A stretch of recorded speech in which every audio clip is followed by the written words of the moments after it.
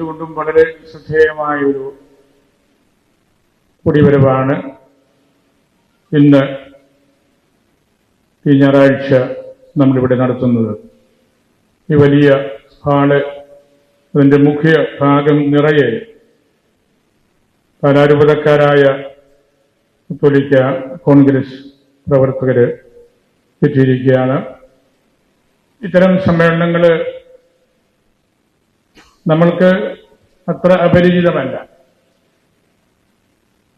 ഒരുപാട് വർഷങ്ങളായിട്ട്, പ്രത്യേകിച്ച് ജോർജ് വർഗീസ് അച്ഛൻ കത്തോലിക്ക കോൺഗ്രസിന്റെ രൂപതാ ചുമതല ഏറ്റെടുത്ത നാൾ മുതൽ നമ്മൾ നല്ലൊരു ഓട്ടം ഓടുന്നുണ്ട്. അത് ഫലപ്രദമായിട്ട് മുമ്പോട്ട് പോവുകയാണ്. ഏത് പ്രതിസന്ധിയിലും നമുക്ക് ഒന്നിക്കാനും തീരുമാനമെടുക്കാനും പറ്റും. ഏത് പ്രയാസം വന്നാലും അവിടെയൊക്കെ നമ്മളെ ഒന്നിപ്പിക്കുന്ന ഘടകം ജോർജ് വർഗീസ് അച്ഛനാണ്. ഇപ്പോൾ ഇമ്മാനുവേൽ ഷാറും എല്ലാം ഒന്നിച്ചാണ്. പലപ്പോഴും എനിക്ക് തോന്നിയിട്ടുണ്ട്, നമ്മൾ മറ്റാരെങ്കിലും ആണെങ്കിൽ വിട്ടുകളയുന്ന വിഷയങ്ങൾ വരുമ്പോഴൊന്നും അവിടെ നിരാശപ്പെടാതെ പ്രത്യാശയോടുകൂടി മുമ്പോട്ട് പോകാനായിട്ട് കലാരൂപതയുടെ ഈ സമിതിക്ക് കരുത്തുണ്ട്, സാധിക്കുന്നുണ്ട്. പഴയ നിയമത്തിൽ യാക്കോബ് വഴിമധ്യേ ഒരു പാറയിൽ കിടന്ന് വിശ്രമിച്ചപ്പോൾ ഒരു കല്ല് തലയിണയായിട്ട് ഉപയോഗിച്ച് മുകളിലേക്ക് നോക്കിയപ്പോഴാണ് സ്വർഗത്തെക്കുറിച്ച് ചിന്തിച്ചത്. സ്വർഗം വരെ എത്തുന്ന ഗോപണിപ്പടി കണ്ടത്, മലഹമാര് കയറി ഇറങ്ങുന്നത്. അതുകൊണ്ട് അദ്ദേഹം ആ സ്ഥലത്തിന് ബേഥേൽ എന്ന് പേര് കൊടുത്തു. ഏൽ എന്ന് പറഞ്ഞാൽ ദൈവം എന്നാണ്, ബേസ് എന്ന് പറഞ്ഞാൽ വീട്, ദൈവത്തിന്റെ വീട്. ദൈവത്തിന്റെ വീട് കാണണമെങ്കിൽ ഇത്തരത്തിലുള്ള പ്രയാസങ്ങളും പ്രതിസന്ധികളും എല്ലാം നമ്മൾ ധൈര്യപൂർവ്വം ഏറ്റെടുക്കണം. പാറയിൽ കിടന്ന് കല്ല് തലയിണയാക്കി മുകളിലോട്ട് നോക്കാൻ നമുക്ക് സാധിച്ച ഒട്ടനവധി അവസരങ്ങൾ ഉണ്ടായിട്ടുണ്ട്. അവിടെയെല്ലാം ചേർന്ന് നിന്ന ഒരു വർഗമാണ് പാലായിലെ ഈ കത്തോലിക്ക കോൺഗ്രസ്സുകാർ. ഞാൻ വർഷങ്ങളായിട്ട് കണ്ടുകൊണ്ടിരിക്കുന്ന കാര്യമാണ്. അതിലെനിക്ക് അഭിമാനമുണ്ട്, സന്തോഷമുണ്ട്. രൂപതയിലെ യൂണിറ്റ് ഭാരവാഹികളായിട്ടുള്ള ആളുകളാണ് ഇവിടെ കൂടുതലും ആയിരിക്കുന്നത്. ഒപ്പം ഇന്നത്തെ ദിവസത്തിന്റെ പ്രത്യേകത, നമ്മുടെ ഗ്ലോബൽ സമിതി നമ്മുടെ കൂട്ടത്തിലുണ്ട്. അവരുടെ അവകാശമാണ്, അവരുടെ ഉത്തരവാദിത്വമാണ് ഓരോ രൂപതയിലും ഈ പ്രസ്ഥാനം എങ്ങനെ മുമ്പോട്ട് പോകുന്നു എന്ന് കണ്ട് മനസ്സിലാക്കുക എന്നത്. ആ സമിതിയിൽപ്പെട്ടവരുടെ മുഖ്യധാരയിൽ നിൽക്കുന്നവരെല്ലാം, രാജീവും ഫിലിപ്പച്ചനും ജോസൂട്ടി പ്രൊഫസറും എല്ലാം ഇവിടെ ഉണ്ട്. അത് നമുക്കൊരു കരുതലാണ്. അങ്ങനെയുള്ള അന്വേഷണങ്ങൾ, അങ്ങനെയുള്ള പ്രസ്ഥാനങ്ങളൊക്കെ പൊതു കാര്യസ്ഥന്മാര് ഉൾച്ചേരുമ്പോൾ അതിനൊരു ബലമുണ്ട്. നമ്മൾ ഈ നാടുകളിൽ 3 വലിയ അൽമായ മീറ്റിംഗ് ആയിരുന്നു സെനറ്റുകളായിട്ട് എഞ്ചിനീയറിംഗ് കോളേജിൽ വെച്ച് നടത്തി. രൂപതയുടെ എല്ലാവരുടെയും ചേർന്നുള്ള അസംബ്ലി, എപ്പാർക്കൽ അസംബ്ലി നടത്തി. അതിൻ്റെ എല്ലാം ഒരു കൾമിനേഷനാണ്, എല്ലാ രൂപതകളുടെയും ഒരു കൂടിവരവാണ് മേജർ അസംബ്ലി നമ്മൾ നടത്തിയെന്നത്. അത് സഭയുടെ അഭിമാനമാണ്. സഭയുടെ ഉന്നത സ്ഥാനത്ത് അലങ്കരിക്കുന്ന ആളുകളാണ് അത് കൈകാര്യം ചെയ്യുന്നത്. അവരുടെ സാന്നിധ്യത്തിനാണ് അവിടെ കൂടുതൽ പ്രാധാന്യമുള്ളത് എന്ന് പറഞ്ഞതുപോലെയാണ് നമ്മൾ രൂപത ഭാരവാഹികൾ ഇന്ന് ഗ്ലോബൽ സമിതിയുമായിട്ട് ഇവിടെ ഇരിക്കുമ്പോൾ അതിന് കുറച്ചുകൂടി ഒരു സ്ട്രെങ്ത് ഉണ്ട്, കുറച്ചുകൂടെ ഒരു ബലിഷ്ഠമായ കരങ്ങളിൽ നമ്മൾ ഈ പ്രസ്ഥാനത്തെ എത്തിക്കുന്നത് പോലെ നമുക്ക് തോന്നും. ഞാൻ ദീർഘമായിട്ട് സംസാരിക്കുന്നില്ല. ഈ ദിവസങ്ങളിലെല്ലാം ഒരുപാട് ശുശ്രൂഷകളിൽ കഴിഞ്ഞ് മടുത്ത് ഞാൻ വിശുദ്ധിയിൽ നിന്ന് വരുന്ന വഴിയാണ്. 1-2 കാര്യങ്ങൾ എനിക്ക് സൂചിപ്പിക്കാനുള്ളത്. ഒന്ന്, ഈ പ്രസ്ഥാനം അത് അൽമായ മുന്നേറ്റ പ്രസ്ഥാനം ആണ്. അതോടൊപ്പം നിങ്ങൾ നല്ലൊരു ആത്മീയതയോടെ ഇതിന്റെ കൂട്ടത്തിൽ കൊണ്ടുനടക്കുന്നുണ്ട്. കത്തോലിക്ക കോൺഗ്രസിന്റെ മെമ്പർഷിപ്പ് ഉള്ളവരെ കുറിച്ച് വളരെ ചുരുക്കമായിട്ട് അപവാദങ്ങൾ കേട്ടിട്ടുള്ളൂ. നിങ്ങൾ ഇടവകയിലായിരിക്കുമ്പോൾ, അല്ലെങ്കിൽ വിയാരിച്ചനോട് ചേർന്ന് നിൽക്കുമ്പോൾ, സൺഡേ സ്കൂളില് ഇടവകയുടെ പൊതുക്കാര്യങ്ങളിലൊക്കെ നിങ്ങൾ വളരെ മുൻപിൽ നിന്ന് പ്രവർത്തിക്കുന്നവരാണ്. നിങ്ങൾക്കൊരു ആത്മീയ പൈതൃകം കൊണ്ടു നടക്കാനായിട്ട് സാധിക്കുന്നുണ്ട്. അത് സമുദായത്തിന്റെ സമ്പത്താണ്, സഭയുടെ വിശ്വാസത്തിന്റെ കാതലാണ്, ഒപ്പം അയൽപക്ക മതങ്ങളോടുള്ള ബന്ധത്തിന്റെ ഒരു കരുതലും കൂടിയാണ്. അതെല്ലാവരും എല്ലാ ഇടവകളിലും തന്നെ ഹൈന്ദവ സഹോദരങ്ങള് നമുക്ക് കൂടുതലായിട്ടുണ്ട്. പാലായിൽ 8 ലക്ഷം ആളുകളുണ്ടെങ്കിൽ നമ്മുടെ ഒരു 3.5 ലക്ഷമാണെങ്കിൽ ഇതര മതസ്ഥരാണ് ബാക്കിയുള്ളവർ. അവരോടൊക്കെ നമുക്ക് നല്ല സ്നേഹബന്ധത്തിൽ പോകാനായിട്ട് സാധിക്കുന്നുണ്ട്. നമുക്ക് ആരോടും ശത്രുതയില്ല എന്നതിന്റെ ഏറ്റവും വലിയ തെളിവാണ് കഴിഞ്ഞ വർഷം അരുവിത്രയിൽ വെച്ച് നമ്മൾ നടത്തിയ മഹാസമ്മേളനം. അവിടെ നമുക്ക് ഒരുപാട് ആശങ്കകൾ ഉണ്ടായിരുന്നു. അപ്പൊ ഞാൻ ജോർജച്ചനെയും ആശ്വസിപ്പിക്കാറുണ്ട്, ഒന്നും പേടിക്കണ്ട, അതൊക്കെ തമ്പുരാന്റെ കയ്യിലാണ്. അവിടെ മഴ പെയ്താലും മറ്റാശങ്കകൾ ഉണ്ടായിരുന്നെങ്കിലും അതിഗംഭീരമായിട്ട് നമുക്ക് ആ സമ്മേളനം നടത്താൻ പറ്റി. അത് ലോകം മുഴുവൻ കണ്ട ഒരു കാര്യമാണ്. അവിടെ നമ്മുടെ സഭയുടെ ശക്തി എന്താണെന്നും സമുദായത്തിന്റെ ഉത്തരവാദിത്വം എന്താണെന്നും ഭാരത സംസ്കാരത്തോട് ചേർന്ന് നമ്മളെപ്പോലെയുള്ള ക്രൈസ്തവരെ എങ്ങനെ പെരുമാറണം എന്നതിനെ കുറിച്ചുമൊക്കെയുള്ള ചിന്തകളാണ് അവിടെ പങ്കുവച്ചത്. അങ്ങനെ നമുക്ക് പൊതുസമൂഹത്തോട് നല്ലതുപോലെ ഇടപെടാനായിട്ട് സാധിച്ചിട്ടുണ്ട്. ആ രീതിയിൽ ഈ പാലാ കത്തോലിക്ക കോൺഗ്രസിനെ ബഹുമാനപ്പെട്ട ജോർജ് വർഗീസ് അച്ഛനും കലാകാലങ്ങളിൽ മാറി വരുന്ന രൂപത തല അധ്യക്ഷന്മാരും അത് വളരെ ശ്രദ്ധിച്ചിട്ടുണ്ട്. അത് ഇപ്പോൾ നല്ലൊരു കോമ്പിനേഷനാണ് രൂപതയ്ക്കും ഒപ്പം ഗ്ലോബൽ സമിതിക്കും ഉള്ളത് എന്നിവിടെ പറഞ്ഞു കഴിഞ്ഞു. രണ്ടാമതൊരു കാര്യം എനിക്ക് പറയാനുള്ളത്, നമ്മുടെ സമൂഹത്തില് ഒരുപാട് പ്രതിസന്ധികൾ ഉണ്ടാകുന്നുണ്ട്. അതിൽ നിന്നൊന്നും നമ്മൾ ഒളിച്ചോടിയിട്ട് കാര്യമില്ല. ഓടുന്നത് വഴി നമുക്കൊരു പരിഹാരവും കൊടുക്കാനില്ല. നമ്മൾ നിൽക്കുമ്പോഴാണ് നമുക്ക് പരിഹാരം കൊടുക്കാൻ സാധിക്കുന്നത്. അല്ലെങ്കിൽ ഇരുന്ന് നമ്മൾ ചിന്തിക്കുമ്പോഴാണ് നമുക്ക് പരിഹാരങ്ങൾ നിർദ്ദേശിക്കാൻ പറ്റുന്നത്. ഓടിയകലുമ്പോൾ ആരാണെങ്കിലും ഏത് ഉത്തരവാദിത്തത്തിൽ നിന്നും നമ്മൾ ഓടിയകലുമ്പോൾ അത് ഒരു വലിയ നെഗറ്റീവ് എനർജിയാണ് കൊടുക്കുന്നത്.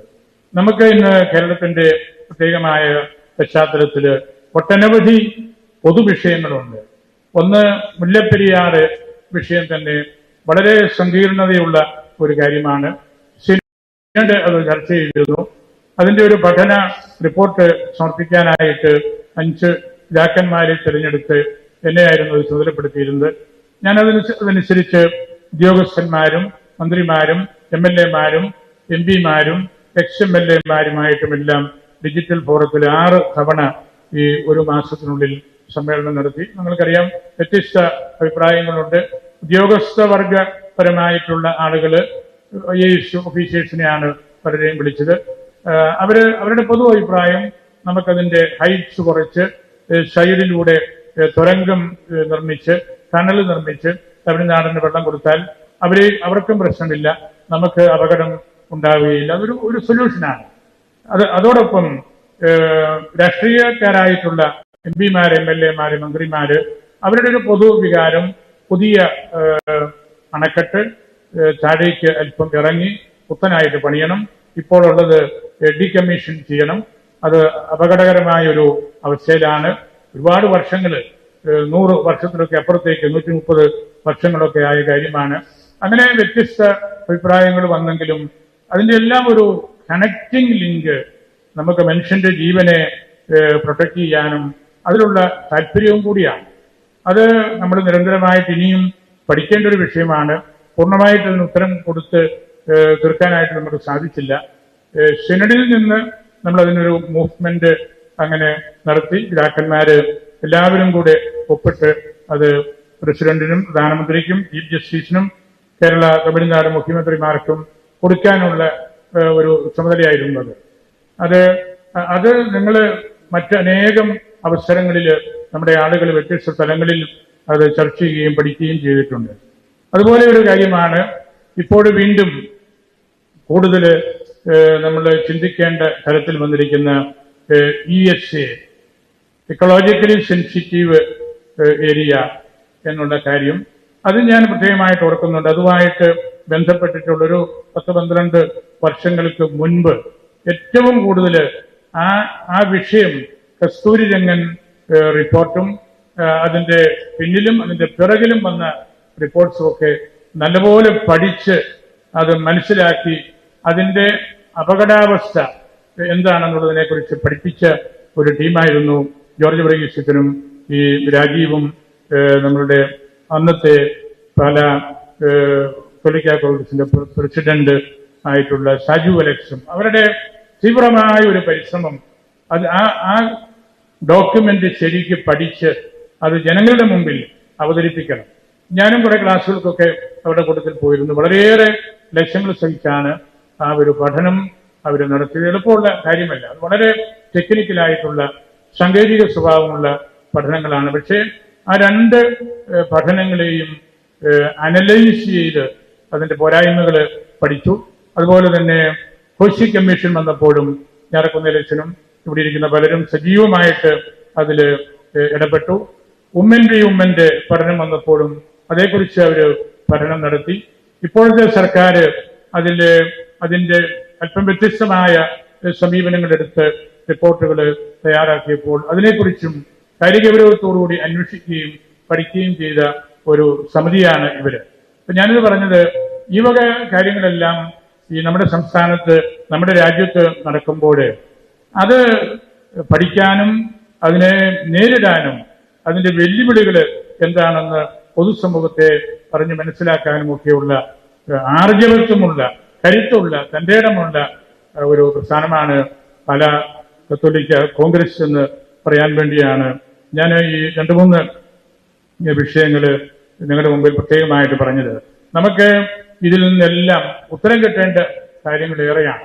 അതുപോലെ തന്നെ കത്തോലിക്ക കോൺഗ്രസ് പലപ്പോഴും ഏറ്റെടുത്തിട്ടുള്ള ഒരു വിഷയമാണ് നമ്മളുടെ DCMS, ദളിത് ക്രൈസ്തവരായിട്ടുള്ള ആളുകളുടെ അവരെ ഷെഡ്യൂൾഡ് കാസ്റ്റിൽ പെടുത്തി അവരുടെ സഹോദരങ്ങളായിട്ട് നിൽക്കുന്ന കൗണ്ടർ പാർട്സിന് കിട്ടുന്നത് പോലെയുള്ള ആനുകൂല്യങ്ങൾ കിട്ടാൻ വേണ്ടി കേന്ദ്ര തലത്തിൽ തന്നെ തിരുത്തലുകൾ വരുത്തണമെന്നും അത് സംസ്ഥാന ഗവൺമെന്റ് ഇടപെടണമെന്നും ഒക്കെയുള്ള ആശയങ്ങൾ വന്നപ്പോൾ അവിടെയെല്ലാം ഈ പാലായി കൂടെ പ്രസംഗിച്ചുകൊണ്ട് കാണുന്നത് ഇവരൊക്കെയാണ്. ഈ ഞാറക്കുന്നേലച്ചനും സാജു അലക്സും ഈ രാജീവും ഈ എമാനുവൽ സാറും ഈ ജോസേട്ടനും ഇവരെല്ലാം. അപ്പൊ അത് ഞാൻ പറയുന്നത്, നമുക്ക് ഈ രാജ്യത്ത് ജീവിക്കാൻ വേണ്ടി ഉള്ള കാര്യങ്ങൾ പഠിക്കുമ്പോൾ, അതുപോലെ മണിപ്പൂരിലുണ്ടായ വിഷയം വന്നപ്പോൾ എത്ര വലിയ സമുജ്വലമായ രീതിയിലാണ് പാലായിൽ അന്ന് ടൗണിൽ മീറ്റിംഗ് കൂടിയത്. എല്ലാ വിഷയങ്ങളെ കുറിച്ചും അവരൊന്നും അറിയാതെ പോകുന്നില്ല, ഒന്നും പഠിക്കാതെ പോകുന്നില്ല, ഒന്നും ഭയപ്പെട്ട് ഓടുന്നുമില്ല.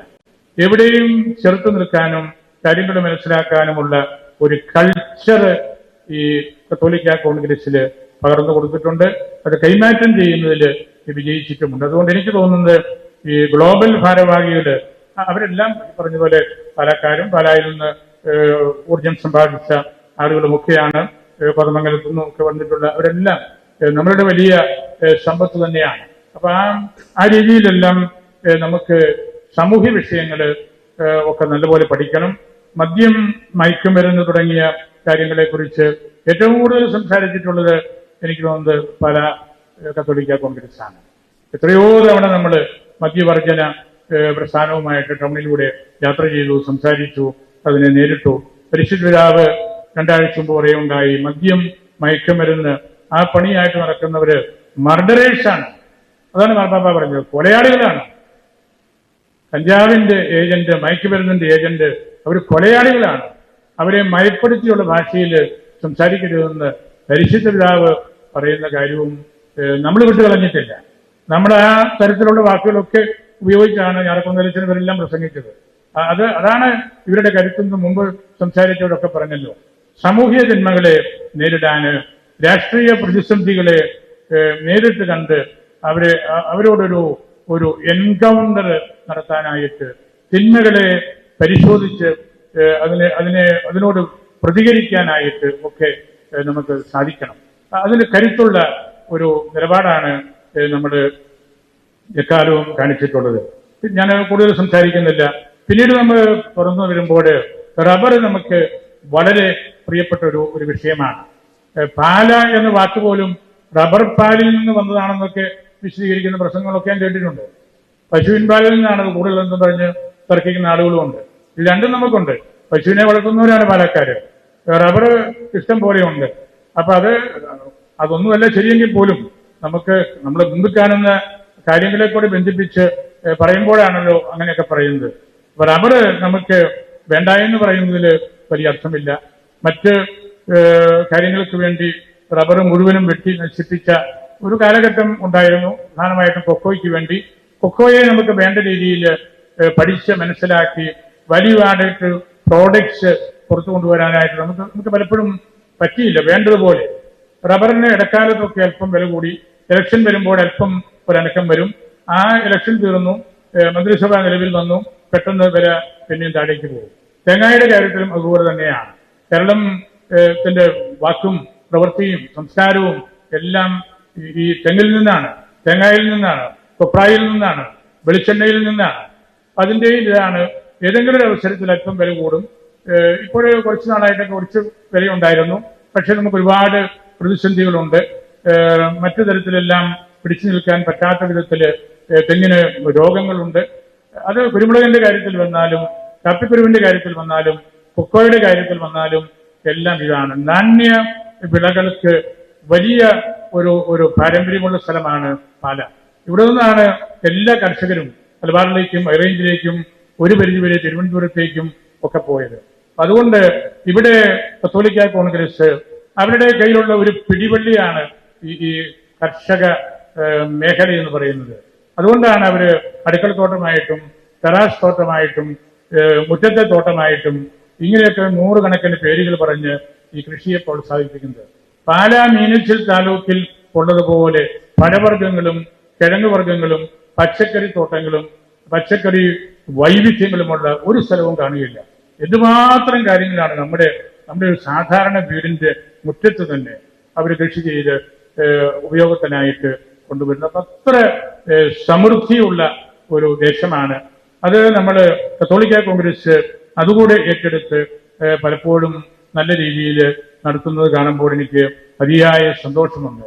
കാർഷിക മേഖലയിലൂടെയുള്ള മുന്നേറ്റം നമുക്ക് അത്യന്താപേക്ഷിതമാണ്. കൃഷി വിട്ടുകളഞ്ഞിട്ട് നമുക്ക് മറ്റെന്ത് കാര്യത്തിൽ നമ്മൾ മുന്നേറിയാലും അതുകൊണ്ട് വലിയ ഫലമില്ല. കൃഷിക്ക് ഒരു മാന്യതയുണ്ട്, അതിനൊരു സാംസ്കാരികമായ ഒരു മുഖമുണ്ട്, അതൊരു നൽകുന്ന ഒരു കൂട്ടായ്മയുണ്ട്, അത് പരിപോഷിപ്പിക്കുന്ന ഒരു വിശ്വാസ സംഹിതയുണ്ട്. അതെല്ലാം നമുക്ക് വളരെ പ്രധാനപ്പെട്ട കാര്യങ്ങളാണ്. അങ്ങനെ കത്തോലിക്ക കോൺഗ്രസ് ഈ സംസ്ഥാനത്ത് ഈ രാജ്യത്ത് സംഭവിച്ചുകൊണ്ടിരിക്കുന്ന വൈവിധ്യമാർന്ന വിഷയങ്ങളെ കാണുകയും പഠിക്കുകയും ആ പഠിപ്പിലൂടെ ഈ രൂപതയെയും നമ്മുടെ സഭയെയും മുമ്പോട്ട് നയിക്കുകയും ചെയ്തിട്ടുണ്ട്. അതിനേക്കാൾ ആർജവത്തോടുകൂടി സഭയുടെ കാര്യങ്ങള്, സഭയുടെ വിശുദ്ധ പാരമ്പര്യം, സഭയുടെ ആരാധനാക്രമം, സഭയുടെ പൊതുവായിട്ടുള്ള ഭരണ സംവിധാനങ്ങള് അതിനെ ആക്ഷേപിക്കുകയും കളിയാക്കുകയും ചെയ്യുമ്പോൾ ഈ കത്തോലിക്ക കോൺഗ്രസ്സുകാര് ഒരുപാട് വിഷമിക്കുന്നുണ്ട്. അവർക്ക് ആ ഭാഷയിൽ എഴുതാൻ അറിയാൻ മേലാഞ്ഞിട്ടല്ല, മറുപടി കൊടുക്കാൻ അറിയാൻ മേലാഞ്ഞിട്ടല്ല, കുറച്ചുകൂടെ മാന്യത പാലിക്കുന്നതാണ് ക്രിസ്തീയതയുടെ അടിസ്ഥാനം എന്നറിയാവുന്നത് കൊണ്ട് മിണ്ടാണ്ടിരിക്കുന്നതാണ്. ഏത് അവസരത്തിലും ഈ സഭയോ ഈ സമുദായമോ ഈ വിശാല സമൂഹമോ വേദനിക്കുന്നത് കണ്ടാൽ അവിടെയൊക്കെ മുൻപോട്ട് ചാടി ഇറങ്ങി പ്രവർത്തിക്കുന്നവരാണ് കത്തോലിക്ക കോൺഗ്രസ്സുകാർ. നിങ്ങളെപ്പോലെ വേറൊരു സംഘടനയുമില്ല. നിങ്ങളെ വെറുതെ പോരുത്താൻ വേണ്ടി ഞാൻ പറയുന്നില്ല. നമുക്ക് രൂപതയിൽ 10-22 സംഘടനകളുണ്ട്. വേറെ ഒരു സംഘടനയ്ക്കും ഇതുപോലെ ഈ ഞായറാഴ്ച ഇതുപോലെ നിങ്ങൾ വേറെ ആരെങ്കിലും വന്നിരിക്കുമോ? വരികയില്ല. അതാണ് നിങ്ങളുടെ പ്രത്യേകത. അപ്പൊ അത് നിങ്ങൾ രാവിലെ തന്നെ വന്നു വാനഞ്ചൊല്ലി ആ തരത്തില് ഞാൻ പറയും ഒരു സൺഡേയുടെ പ്രാധാന്യം കൂടെ നിങ്ങളെടുത്ത് കാണിക്കുകയായിരുന്നു. ഞായറാഴ്ച വന്ന് പരിശുദ്ധ കുർബാനയിൽ തുടങ്ങി ആരംഭിച്ച് നടത്തുന്ന ഈ പരിശ്രമം അത്തരത്തില് നിങ്ങൾ നല്ലൊരു നെറ്റ്വർക്കിംഗ് ഈ രൂപതയിലും നമ്മുടെ സഭയിലും വിശാല സമൂഹത്തിലും നടത്തുന്നുണ്ട്. നിങ്ങൾക്കാണ് കരുത്തുള്ളത്, നിങ്ങൾക്കാണ് സാമൂഹിക ജന്മങ്ങളെ ചെറുത്തു നിൽക്കാൻ പറ്റുന്നത്. ഒപ്പം ഇതുപോലുള്ള അനേകം വിഷയങ്ങൾ പഠിച്ച് എടുക്കാനുള്ള സാമർഥ്യവും. നിങ്ങൾ വലിയ എഞ്ചിനീയേഴ്സും ഉദ്യോഗസ്ഥന്മാരും ഒക്കെയാണ്. അതുകൊണ്ട് വിദ്യാഭ്യാസ മേഖലയോട് ബന്ധപ്പെട്ടിട്ടുള്ള കാര്യങ്ങളും ഇവർക്ക് നല്ല നല്ല പ്രാവീണ്യമുണ്ട്. ഇവരുടെ കയ്യിൽ ആളുണ്ട്. ഞാറക്കുന്നലച്ചന്റെ 2500 സൺഡേ സ്കൂൾ അധ്യാപകരുണ്ട്. അറിയാമല്ലോ, അതായത് ഒന്ന് ഞൊടിച്ചാൽ ഈ 2500 പേരും പല ടൗണിൽ ഇറങ്ങും. രാമപുരത്ത് 5000 പേര് അദ്ദേഹം ഒന്ന് ഞൊടിച്ചാൽ ഇവിടെ വരും. കോതനല്ലൂരിൽ നിന്ന് 3000 പേര് വരും. മുണ്ടാക്കലിൽ നിന്ന് 2000 പേര് വരും. അതാണ്. അപ്പൊ അങ്ങനെ ജനങ്ങളോട് ബന്ധപ്പെട്ടും ജനങ്ങളുടെ വിഷയത്തിൽ ഇറങ്ങി പ്രവർത്തിക്കുകയും ചെയ്യുമ്പോഴാണ് നമുക്ക് സമുദായത്തിൽ സ്ഥാനമുള്ളത്. സുവിശേഷത്തിന്റെ സന്ദേശം അതാണ്. നമ്മൾ എളിമയോടും ജാഗ്രതയോടും ഒരു ആഡംബരവും ഇല്ലാണ്ട് നമ്മളൊക്കെ, എനിക്ക് ചേട്ടന്മാരെയൊക്കെ വളരെ നമ്മുടെയൊക്കെ ഭക്ഷണക്രമങ്ങൾ, നമ്മുടെ വസ്ത്രം ഒക്കെ വളരെ സാധാരണ രീതിയിലുള്ളതാണ്.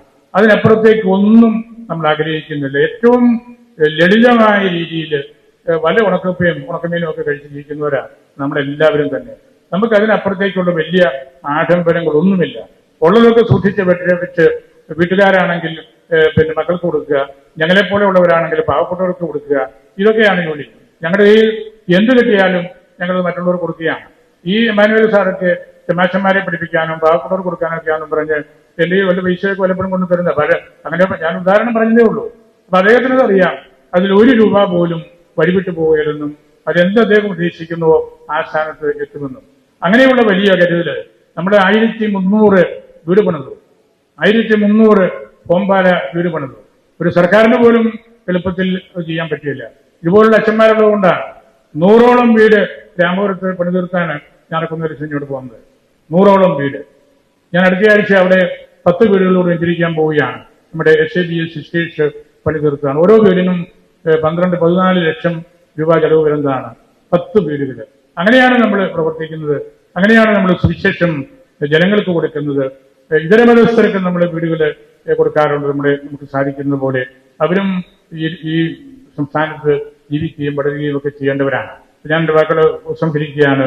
ഈ സമുദായത്തെയും സഭയെയും വിശാല സമൂഹത്തെയും ഇതുപോലെ കണ്ട് പഠിച്ച് അതിനുവേണ്ടി ജീവിക്കാനായിട്ട് വ്രതം ചെയ്തവരെ പോലെയാണ് നിങ്ങൾ പെരുമാറുന്നത്. അതാണ് എനിക്ക് പറയാനുള്ളത്. വ്രതമെടുത്ത ആളുകളെ പോലെയാണ് പല KCC-ക്കാരും. അതിൽ നിങ്ങൾക്ക് ഗ്ലോബൽ സമിതിക്കും ആഹ്ലാദിക്കാം എന്നാണ് എനിക്ക് പറയാനുള്ളത്. എപ്പോഴും ഉറപ്പുള്ള ഒരു സമൂഹം, സഭയുടെ കൂട്ടത്തിൽ, സമുദായത്തിന്റെ കൂട്ടത്തിൽ നിൽക്കുന്ന ഒരു പറ്റം ആളുകൾ ഇവിടെ ഉണ്ടെന്ന് നമുക്ക് ഉറപ്പായിട്ടും ഗ്ലോബൽ സമിതി നിങ്ങൾ എവിടെ പോയാലും നിങ്ങൾക്ക് ഈ പിൻബലം ഉണ്ടാകും എന്ന് ഞാനും പറയുകയാണ്. ഇന്നിവിടെ നിങ്ങൾ ഇതുപോലെ ഒത്തുചേർന്നതിലൂടെ എന്റെ സന്തോഷം ഒരിക്കൽ കൂടി അറിയിക്കുന്നു. ഈ സമ്മേളനത്തെയും ഇതുമായിട്ട് ബന്ധപ്പെട്ടിട്ടുള്ള മറ്റ് 2 കാര്യങ്ങളെയും ഞാൻ ഹൃദയത്തിൽ ഏറ്റെടുത്ത് അതിന്റെ ഔപചാരികമായ ഉദ്ഘാടനം നടന്നതായും അറിയിച്ചു.